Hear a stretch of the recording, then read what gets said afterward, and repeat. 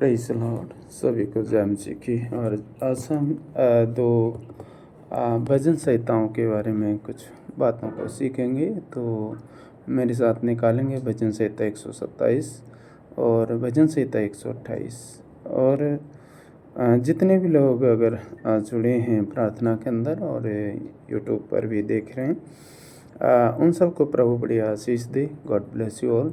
तो हम 127 भजन संहिता में से लिखा है, यदि घर को यहोवा ना बनाए तो उसके बनाने वालों का परिश्रम व्यर्थ होगा।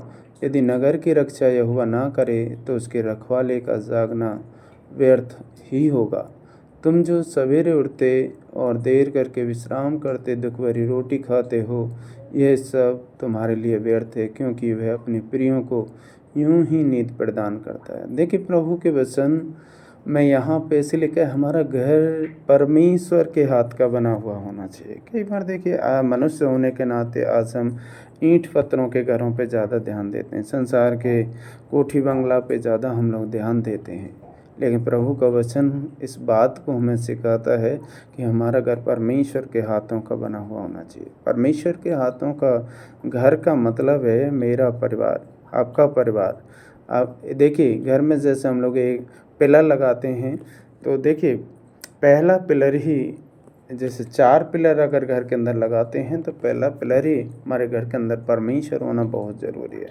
तो हम यहाँ पे पिलर देखेंगे थोड़ा सा। पहला पिलर परमेश्वर होना बहुत ज़रूरी है, और दूसरा पिलर हम खुद होना बहुत ज़रूरी है। तीसरा पिलर हमारे बच्चे होना बहुत ज़रूरी है। चौथा पिलर हमारे माता पिता होना बहुत ही ज़रूरी है। देखिए, प्रभु के लोगों, घर जो एक परिवार को यहाँ पे परमेश्वर का वचन कहता है। कई बार हम संसारिक घर को बहुत ही अच्छा रीति से बनाते हैं, उसमें टाइल लगाते हैं, उसमें अच्छे से ईंट पत्थरों को बहुत ही मजबूती के साथ बनाते हैं। वैसे मैं आपको इस बात को बताना चाहता हूँ कि यदि आप संसार के घर को बहुत अच्छा रीति से बनाना जानते हैं, उसे बहुत ही अच्छा रीति से उसे बनाना चाहते हैं, तो वही डिज़ायर आपका अपने फैमिली के लिए भी होना चाहिए। आपका परिवार, आपके बच्चे, आपके माता पिता, आपके घर के अंदर परमेश्वर होना बहुत ज़रूरी है। देखिए, घर जो है प्रभु के हाथ के बनाए हुए घर का मतलब है हमारा फैमिली,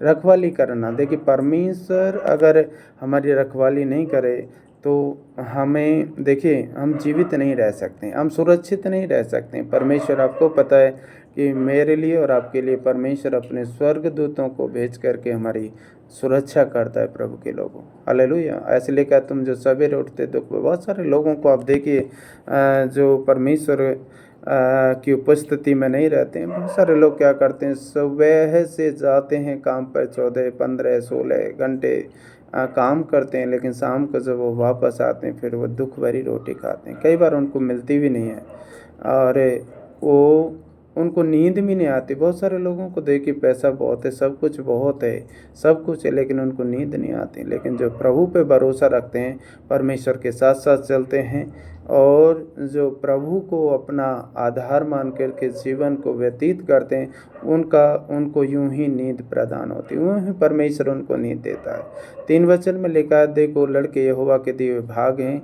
गर्भ का फल उसकी ओर से प्रतिफल है।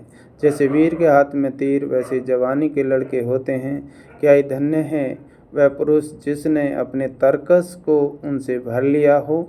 वह फाटक के पास शत्रु से बातें करते संकोच ना करेगा। देखिए, प्रभु का वचन कहता है लड़के यहोवा के दिए भाग हैं। आज हम देखते हैं कि बच्चे जो है, कई बार हम उन्हें साधारण समझते हैं, ऐसे हो जाए, ऐसे नहीं। बच्चों को देखिए, बच्चे हमारा भविष्य हैं, और वो बच्चे परमेश्वर की ओर से हमें मिलते हैं। बहुत सारी बहनें ऐसा करोड़ोंपति हैं, बहुत बहुत पैसा उनके पास, वो चाहते हैं कि मेरी कोख से बच्चा हो जाए, लेकिन जिनको परमेश्वर नहीं देता उनको नहीं मिलता है। इसलिए बच्चे जो हैं, लड़के जो हैं, बेटियां जो हैं, बेटे जो हैं, हमें परमेश्वर की ओर से एक प्रतिफल है।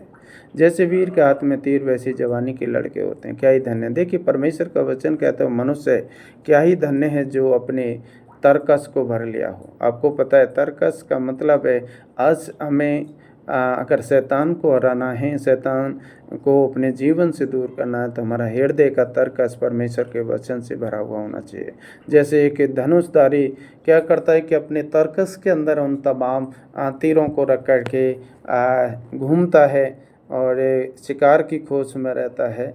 वैसे ही हमारे जीवन के अंदर भी हमारे हृदय की तर्कस हमेशा वचन से भरे हुए होना चाहिए। हमारा हृदय जो तर्कस रूपी हमारा जो हृदय परमेश्वर के कलाम से, जब शैतान आपको पता है कि यीशु मसीह ने शैतान को कैसे हराया। यीशु मसीह ने शैतान को वचनों के द्वारा हराया। इसलिए वचन हमारे हृदय के अंदर होना प्रभु के लोगों बहुत ज़रूरी है।